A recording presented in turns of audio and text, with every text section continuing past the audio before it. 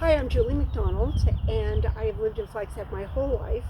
I was born and raised here. My grandparents came here actually in 1909, and my grandmother they were from Sweden.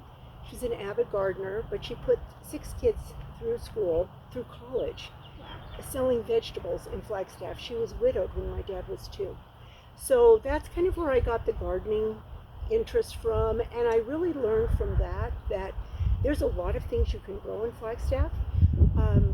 And of course I knew a lot of the pioneers, the old time people, because of my family. And so many people would say, oh, you can't grow anything here, and it's like, yes you can, you just have to kind of know how to do it. So over the years I just developed trying different plants, trying different vegetables and flowers, and just seeing what worked. So a lot of it was trial and error, lots of error.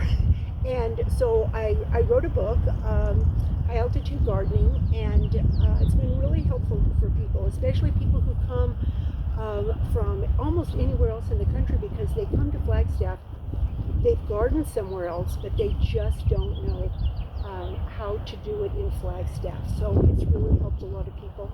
I have a farm stand at my house. That's where I met my friend Amelia, at my farm stand. And so I sell things to her. She picks up things. She sells my book at the farmer's market. And so we've gotten to be friends. And so I'm just happy to do this video today, and hopefully it'll be interesting for people. Yeah, absolutely. I think a lot of people, they get Southwestern gardening books. And then they assume that will work well for Flagstaff specifically.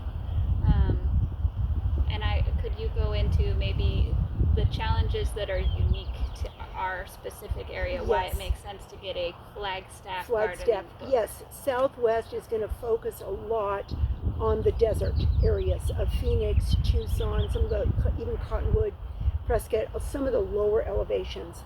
And so what they can grow is one thing, what we can grow is totally another. Actually, we can grow more things in Flagstaff than they can in Phoenix. Phoenix, because of the heat, is very detrimental to many plants. So we have the challenges here. Primarily, the air is dry. That's hard on plants. We get, because of dry air, and the lack of humidity, we have extremes in temperature. 80 in the day, and it can freeze that night. And so in other parts of the country, if you have 80 in the day, it's going to get 60 at night. You just don't have that problem. Then we don't have good soil. We have very bad soil. It's not even soil. It's various forms of rock. We've got cinders and limestone and boulders, and this was a volcanic area, and so all kinds of problems with the soil, and so it needs to be amended. And how do you do that? How do you do it inexpensively? Right. And you can hire someone. If you're wealthy, you can hire all this done, but if you're not, then you have to do it yourself. And there's lots of ways to do it very, very easily. Mm-hmm. So the soil, the dry air, the frost, we also, because we're in part of the Rocky Mountains, we're at the lowest portion of the Rocky Mountains, we will get horrible frost in the spring, and that just does a lot of things in. So we can get a frost in May, we can get a frost in June, and it's just really hard on plants. So there's things that you can do to kind of manage that as well. Lots of things you can do. The other thing is Flagstaff has a huge range of microclimates. So Baderville, which is a little bit, I live in Cheshire, Baderville is a little bit west and north, kind of at the base of the peaks, kind of where you go to the snow bowl, 30-day growing season. On the east side of town, where Amelia lives, not that I'm jealous, not that I'm envious, that's the Banana Belt, 150-day growing season. Mm-hmm. Amelia lives in Upper Greenlaw, and it's very, very warm. And a little further east in Swiss Manor is probably the warmest area of all. It's the best, yeah. The best, the very best. So this is huge, because this is almost the entire East Coast from Maine to Florida of a range of growing seasons. So that's a challenge. Yeah. Know your area, know your microclimate, and then cold air sinks. So for me, I'm right on the Rio de Flag. My yard is colder than my neighbor's two streets away. Right. So there's just a lot to know. Right. Yeah, and like up close to your house versus probably closer to the actual drainage probably makes a big difference as well. Yeah, the exposure south or east is going to be warmer. I use a lot of rocks and put plants up against rocks because that's really helpful for them. Yeah, holds moisture, and it also protects from wind and keeps them warmer. Awesome. So you put the rocks on the north side, I'm assuming. Yes. And then yes, except for columbine. Sometimes I put the columbine on the north side of the rock to give it shade. Because they like a little cooler environment. That makes sense. Yeah, whatever the plant needs. Yeah, whatever the plant needs. Yeah. I guess when it comes to the altitude, what difference does that make for growing? Having the intense sun, have you found that makes a difference for? Yes. So altitude. Right. Yes. So the intensity of the sun is really hard on a lot of plants. For instance, tulips. Tulips hate this intense sun. Think about where they came from, Holland, where it's just cloudy all the time and there's a lot of humidity. Where are they grown? In Michigan, in the Midwest. They just thrive there. Beautiful. And they come here, and honestly, it's tulip hell. They don't want to be here. It's horrible. It's so hard on them, and then they get eaten. Right. Squirrels and chipmunks eat the bulbs, rabbits, and then the deer and elk eat the foliage and the flowers. And we had javelina come through and eat every one of our tulip bulbs. Yeah, they will just, everything eats them. So those are, that is one that is very susceptible to that intense sun. But for a lot of plants, it's too much for them. It's that high altitude, that intense sun, and then combine that with the dry air and the wind, it's really hard. So there again, that's another, for some plants, it's really good to put them in a protected area where it's not so windy, and that's where it helps with the rocks, or it with shade or other kinds of things, or under like a deciduous tree, a fruit tree. A lot of plants do really well under that. Okay. So another problem in Flagstaff are the pine trees. Pine trees are hard because of the acidic soil. Nothing really grows under them very well. Hellebores, Lenten rose, which I sell at the farm stand. I'm selling a lot of them because they're just so great. Those really do well under pines. Also, iris will do well under pines. They do very well. So as long as they get enough sun, and as long as the limbs are cut up somewhat, but they do well. That makes sense. Right. So do you focus in your book, do you focus mostly on flowers, or what other topics do you cover? So I am, I'm 73, and I've got 4 kids, 11 grandkids in 4 states. So I'm busy with family a lot of the time. So I used to do only vegetables, or a lot of vegetables, a few flowers. But I've gravitated more to the perennials because they are not as needy, and I can leave in the summer. Otherwise, with vegetables, it's really hard to go anywhere. Right. But the book, and I have focused on growing vegetables, and the book has a lot about vegetables. So I'm still knowledgeable, even though, and the book has a lot about which varieties will grow here, what to grow. People are always trying to grow things like melons. They just don't grow here well. You can grow tomatoes, but there's some tricks and some varieties. That's also in the book. Peppers, same thing. There's tricks and varieties to get peppers to grow. And some things you just really, you're taking a big risk to grow them. You're probably not going to be successful. Right. That is something that I try and tell all people who are starting to garden in Flagstaff, even the best gardeners. There are years in Flagstaff which is just really challenging to get certain things to grow. Yes. So maybe you had a really good year with tomatoes one year, but then the next year, we got more later cold weather, or maybe a hailstorm in the middle of July. Right. Yes. Lots of things can go wrong. Caused a lot of problems. Right. Yeah. But there are things. Green beans, all varieties do really well. All of the root crops do well. Carrots, beets, any of those, or any kind of root crop is going to do well. A large variety of squash, both summer and winter, do really well. Lettuce, chard, things like that. Really great things for Flagstaff. Cold weather kinds of things. So there's a lot that will grow. Plenty to give you a nice garden. And but other things, it's just, or just try a little bit, or have a very select area where we're growing that. Yeah, I think that that's fair. I try and talk with folks a lot about that also. Like you were mentioning, perennials they're just tougher. They can handle, if you don't get around to watering them and they're already established, they can handle a dry, hot summer. Absolutely, yes. Yeah, versus when you're trying to grow an annual crop and it needs to finish its lifespan, it's starting at the beginning of maybe May and then it needs to finish by September, October. Right. That's a lot of watering and fertilizing to get it all the way through. Yes. Yeah. And vegetables require a lot richer soil than perennials. Perennials can do much better in a poorer soil. Okay. They don't need as much. Yeah, that is something I would say about your soil over here. We're warmer in Upper Greenlaw, but the soil over here seems like it's a lot richer than what we have. So. I think yours is actually better because it was a bean farm. Mm-hmm. It was the Greenlaw bean farm. Mm-hmm. And so I think yours is actually a little bit better. Okay. Mine is good now, but I put so much into it. Right. I've been hauling manure, or my son's hauled manure, I should say, Give for them years. Credit. Yeah, I think that's fair. Yeah, because I can look around your yard and it looks rich. It looks like a lot of organic material has been added over the years. And we don't have rocks. There weren't a lot of rocks here. That's nice. Like other places in town. Right, we pull out rocks. Yeah. Yeah. And I think that is important. If somebody is starting with an area that's, say it's like fill dirt, basically, like a new home or somewhere that they just no one's done anything with it, how long would you say they should expect it to take if they're amending the soil and adding plants to it for it to look like a nice, well-tended garden? It depends on how much you put into it.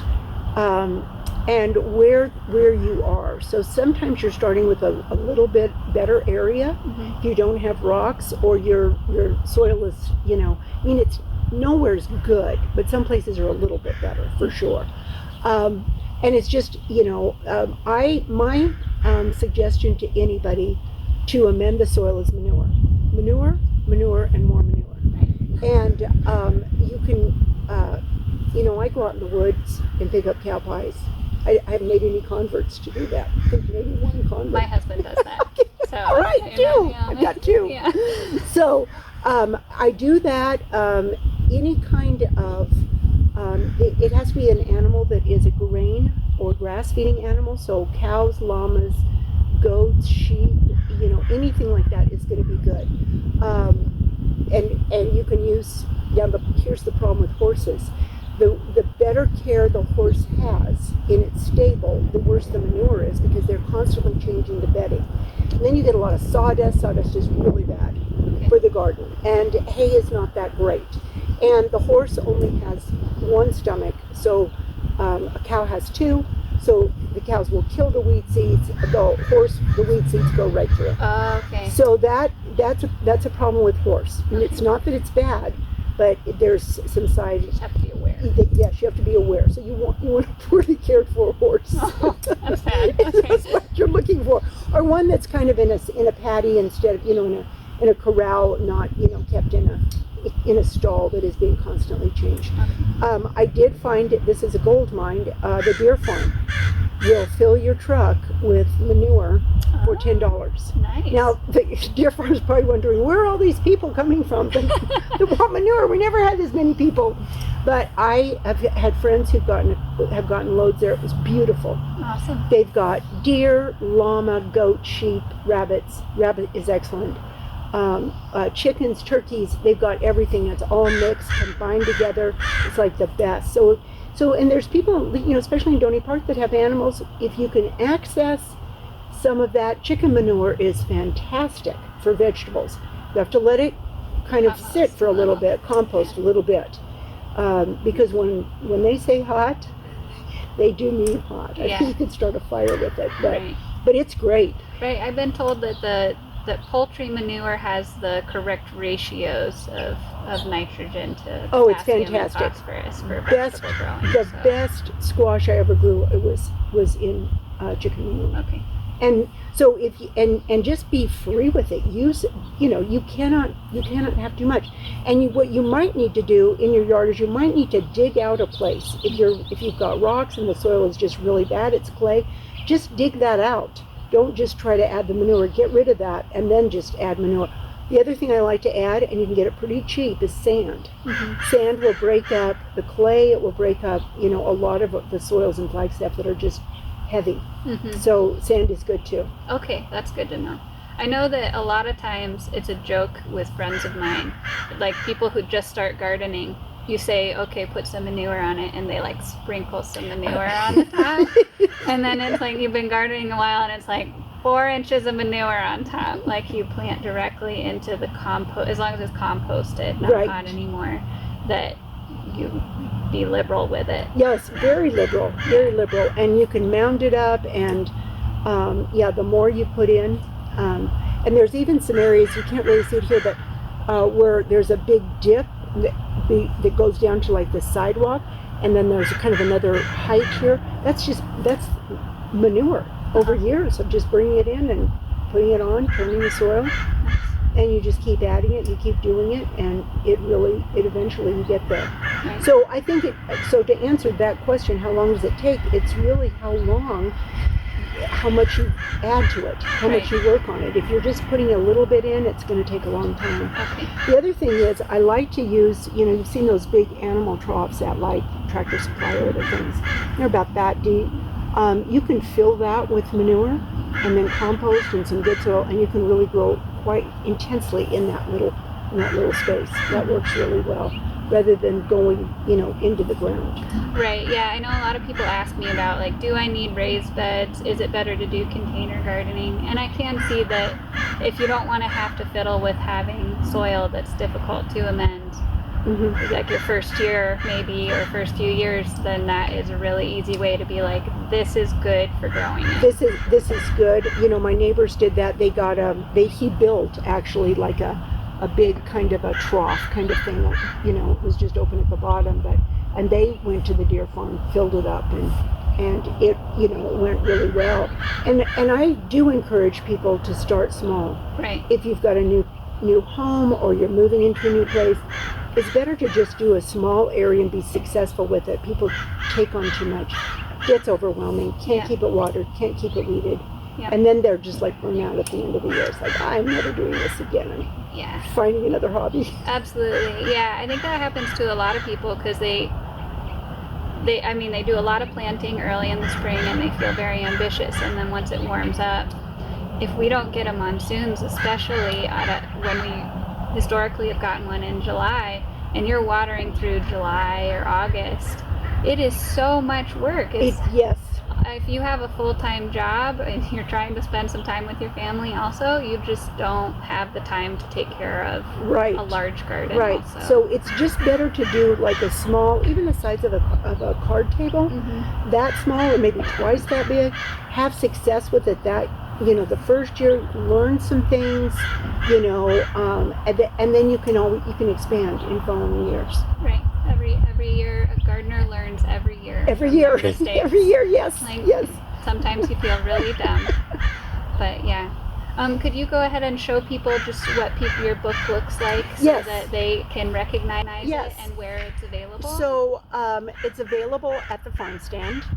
It's available. They're $10. It's available at the farm stand. Amelia sells it at the farmers market, and it's all over town. It's at Flag General Store. It's at the Museum of Northern Arizona, Little America. It's a lot of, it's here and there. The UPS store. It's hard to miss it. It's around. Yeah.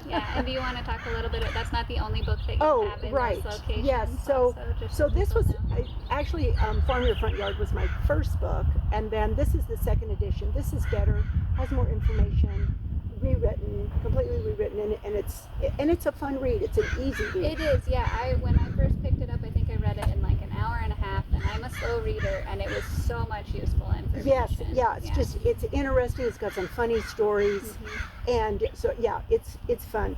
And so then after I did the gardening book, I wrote a little bit about my grandmother in the gardening book, and then I thought, oh, that was fun, and people really liked learning about her. So then I thought, boy, she would be interesting, but she's not worth the whole book. I mean, she's not enough information. So I picked like 8 other pioneers, families that I knew in northern Arizona. So this one actually is bestseller. This is my kid's other great grandmother. She was a Harvey girl and quite a character from Cottonwood. And then after that one, I did Unbreakable Dolls 2. That has just more in Arizona. And then another one. And then I combined. My dad wrote humor stories in the 50s and 60s, early 70s that are hilarious. Just about old-time Arizona, old-time things, and they're really, so I kind of paired them. And then this is one of my favorite books, Saints and Scoundrels. These were all the people that were not in the women pioneers. These are the bad women and the good men. So this has and bad men, lots of scoundrels in Arizona. So that's available too. And then over the winter, my church, Flagstaff Christian Fellowship, is 100 years old this year. So my pastor asked me to write a book, and so I have a full history book on the church. And then I did this really fun one called Glad Tidings Chapel Car Comes to Flagstaff. So this was our train car that our church started in.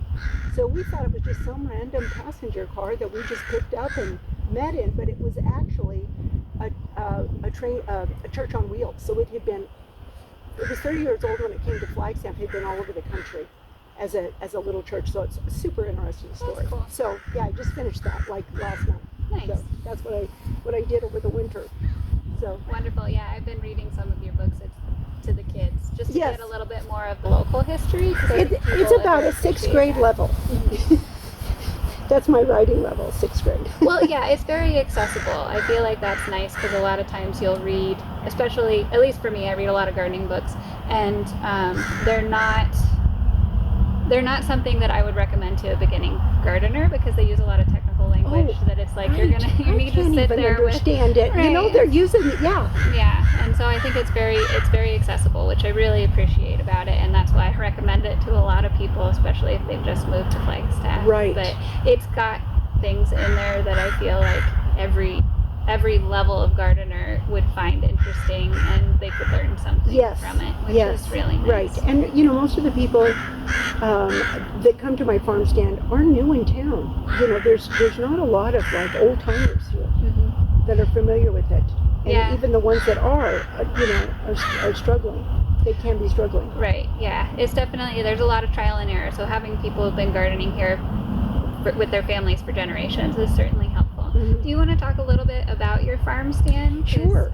I think it's a great place for people to come to get plants because it's very reasonable. Yes. Versus it's very reasonable. Almost everywhere else you can get plants. I guarantee it. Yeah, so when I turned 50, I thought, what do I want to do that I've never done before? That's a special year, and so I thought, I want to have a farm stand. And my kids made fun of me that whole summer. They just mocked me, and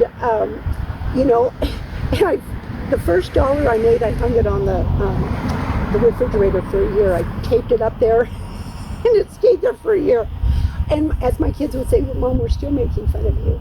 But I have loved doing it, and I started an email list, and that kind of expanded it. The newspaper did an article about it, and that just exploded it because then it just went everywhere. But what I love most about the farm stand is when people come back the next year and they say, I bought all these plants, I've been buying plants, and they all died, but everything I got from you came back. And they're so happy because I'm selling plants that grow here. So that's one thing. I'm selling plants that I dug up from my yard, so they're acclimated here. Now, sometimes you'll go to the nursery and they're selling a plant that grows here, or a retailer, it will grow here, but I don't know where it's coming from. It's not hardy. Lower elevation. Yeah. And so then they're very, and it's really sad for people. They're very discouraged. They don't know what they're doing wrong, and they assume that it's their fault if the plant dies. They take, unless they buy it from Walmart, and it's Walmart's fault. But actually, I've gotten some pretty good plants at Walmart. I always get the bargain plants. Yeah, for sure. So I really like that. I like people can come, they can ask questions about plants. What do you recommend? I've got shade. What do you put in shade? I've got pines. What do I do there? Right. I live in Donny Park. I actually sell plants that I mark Donny Park approved. Right. Because it's a hard area to grow. It is, yeah. But I have some things that will grow there, and there's a few things that I sell that you can't really get anywhere else in town. Right. Yeah, it's kind of interesting. I feel like there are a lot of plants that do really well here, but they're not in vogue in the nursery industry. Well, for instance, iris is a good example. Iris do amazing here. I mean, they are a fantastic plant. No animals will eat them. They can take poor soil. They don't need a lot of water. They're perfect. Mm-hmm. But to pot up an iris, because of their big tubers, they don't fit in a pot, so the retailers don't want to mess with them. Right. They're looking for something that they can sell easily. And so daylilies the same way. The way the daylily, they also do well here, but the way the daylily is, if you do see them, they're really expensive. Yes. And I got all mine from my Amish friend who grows them in Ohio, and they're gorgeous, beautiful ones. So both of those, do well, but you can't find them because of the way their root is. They don't lend themselves to the retailers. Yeah. Shall we say? Right. Yeah. They want. Yeah. I've run into that too. There's a lot of things that we grow that just don't do well in pots for very long. No. And so we sell those, and they're not available other places simply for that reason. Right. Rhubarb, I think, is a fairly good example of that. It really doesn't like to live in a pot. No, and I do sell I sell rhubarb with stalks, and I also sell rhubarb as roots, and I sell the green variety, which does very well here. I also sell peonies. Another thing that a lot of times when you do get it in a pot, it's been in there too long, and so I sell them right when they're coming up. That's wonderful. And everybody's, there's peonies popping up all over town. Yeah, I was really surprised. I don't think I realized how well peonies did here until I met you. And you were selling bouquets of them, and they were beautiful. Yes. And then you were telling me how well they do, and that they're relatively drought tolerant and yes, cold tolerant. They're extremely hardy. They're also animal resistant. Yes, I've heard. So that's another thing. And then I can help people who have a lot of animal problems. What you can plant that they won't. Daffodils are a good example. Nothing's going to eat a daffodil. Right. That's one that I strongly recommend to a lot of folks. Right. Yeah, especially people with gophers. Yeah. There's something you can put in that the gophers won't eat. Put some daffodils in. Yeah. This is a question I've been asking a few of the growers around town. So the USDA recently changed most of the growing zones in Flagstaff and moved them up in temperature. So most of Flagstaff is now considered zone 6. Donny Park has gone to zone 7. And I know at least the growers I've spoken to are not in agreement with that shift. If someone is purchasing plants from you, what growing zone do you usually recommend if that's something that you base it on, I guess? Or you? Honestly, I don't pay a lot of attention to the growing zone. Because I don't. Yeah. I'm if not you're sure. already familiar with what grows here, then that would be not useful information. Right. Now, maybe if I was looking to try a new plant. Right. A lot of times, I think the best thing is if you're wanting to, for instance, you can. Hibiscus will grow here. I have seen them. I think they have to have some special care. But there's other things that won't grow, that are sold, that just won't, will not grow. Right. So if I wanted to try a new plant, then I would probably, look around to see if I ever saw one growing in town. I would ask other people, have you ever tried growing this? Do you know anyone who's growing it? Right. And if no one's growing it, it's probably a good indication that it's not growing. Now, when I started growing peonies, the reason I started growing them, I saw them growing in Telluride. I thought if they can grow in Telluride, they can grow in Flagstaff. So that's why I got a peony. And then after that, I saw maybe 4 houses that were growing peonies, not very many. Right. But then when I started, they just did so well. Yeah. And you can probably take some responsibility for the fact that there's quite a few peonies. Yes, and now they're all over town. Yeah. Yes. Yeah. Absolutely. And and some of the varieties don't do as well as others. That's the other thing. So yes. So you kind of need to experiment with that. Anytime it's highly hybridized to get a specific color, right. or to get like a stay away from variegated leaves, Okay. because if they're hybridizing to variegate the leaves, it's going to really weaken the plant. So Okay. all hybridizing causes genetic mutations. Obviously, most of the time it's going to weaken the plant. Right. So that's the other thing. You get away from kind of the standard, the heirloom, compared to some of the newer varieties. Clematis is a good example. The old clematis, the big purple, plain old purple clematis, does great here. But you start getting into the whites and the pinks and the other colors, they don't do as well. Yeah. They're going to be way scrappier, smaller, not as hardy, die easily. Right. Yeah, for the most part, I've given up on doing fancy colors or hybrids or anything like that when it comes to flowers, but also herbs and things. Right. Because it's just, a lot of people, I had a friend of mine who wanted me to start growing a bunch of different varieties of mint. And there's a lot of really cool varieties of mint. And I'm sure that if you really put in the time to cultivate them, that you could make them grow here. But I guess my feeling about it is, I know the varieties of mint that do well here, and I'm going to grow those. Right. And then when people buy them from us, they'll know that what they've purchased will grow. And that's the most important thing. Right. It's important that what you're selling will grow. Right. And even, I don't even like giving a disclaimer. It doesn't have much of a chance. You're rolling the dice. Yeah. Right. It might come back. It probably won't. So I would just rather not sell it if I have to give that disclaimer. Right. Absolutely. Yeah. It's better. You'll have more return customers to your farm stand if you're growing things that do well. Yes. Yeah, absolutely. And so, do you? Where do most of your plants that you sell at the farm stand come from? Are they things that you're cultivating here in your yard, or? Yeah. So that's a great question, and there's a few different places. So. The peonies, I had a great place I was buying from. Can't get them from there anymore, so that's going to be problematic. I'll probably have to start digging up some of mine, or dividing some of mine. I hope I can keep up. I got it from Walter's Gardens. They deal with, they're a wholesaler, so just the average person. Well, they're not selling them anymore, but that's where I got those. Probably sold hundreds of them. That was good stock.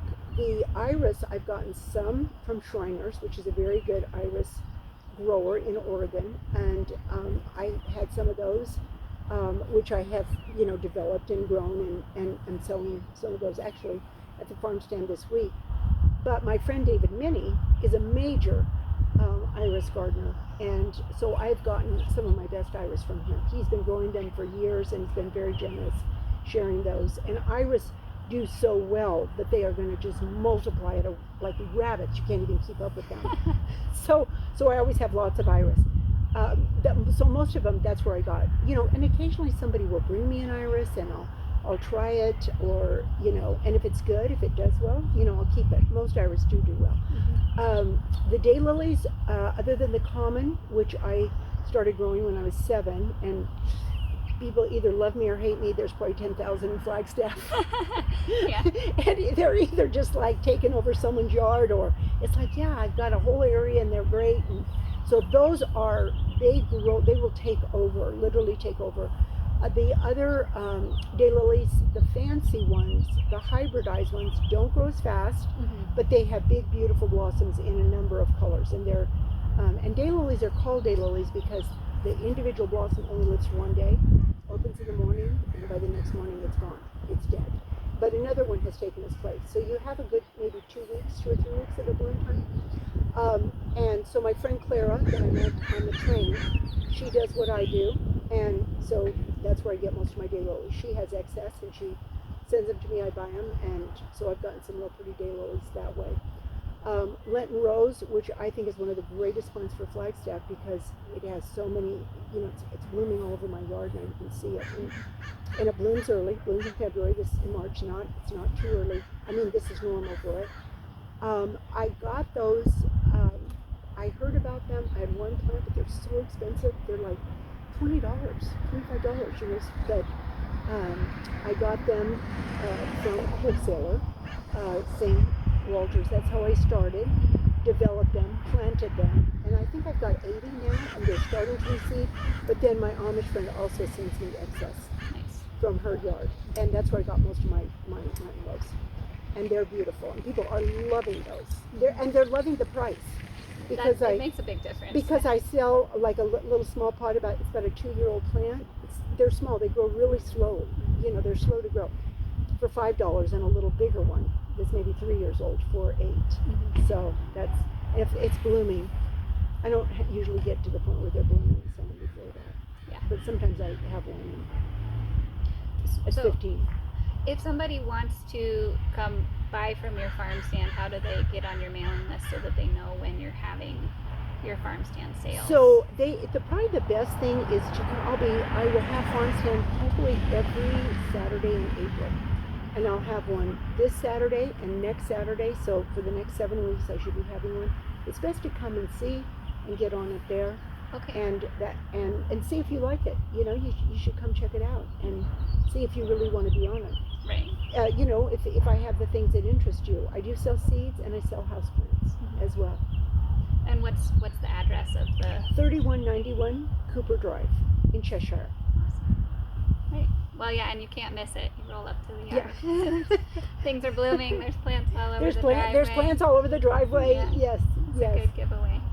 Wonderful. Is there anything else that you would want to discuss before we?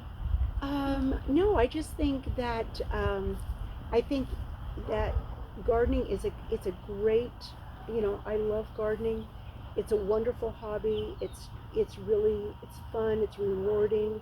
It's a great way to meet people, and I love doing it, and I just think that more people would enjoy it. More people would enjoy doing it if they knew what they were doing and were more successful. Right.